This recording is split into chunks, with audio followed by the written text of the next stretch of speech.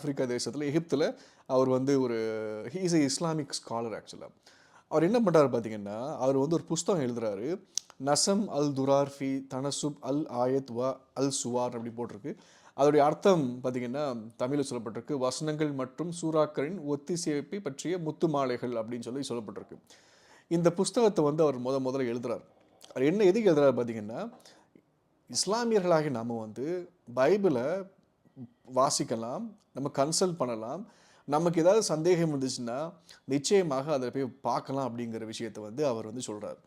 இவருக்கு விரோதமாக அநேக ஸ்காலர் எந்திரிச்சாலும் வந்தாலுமே இவர் வந்து இல்லை நம்ம வந்து சுன்னாவை பின்பற்றியாக வேண்டும், ஏன்னா முகமது நபி வந்து இதை செய்தார், அதனால் நம்மளும் செய்தாக வேண்டும். குரான் வந்து ஒரு புஸ்தகம் வந்து தடை செய்யப்படுதுன்னு சொல்லிச்சுன்னா பரவாயில்ல, ஒரு புஸ்தகம் வந்து பிழை சொன்னால் பரவாயில்ல, ஆனால் குரான் சொல்லாதனால முகமது நபியும் அது செய்ததுனால நம்மளும் நிச்சயமாக பைபிளை வாசிக்க வேண்டும் அப்படி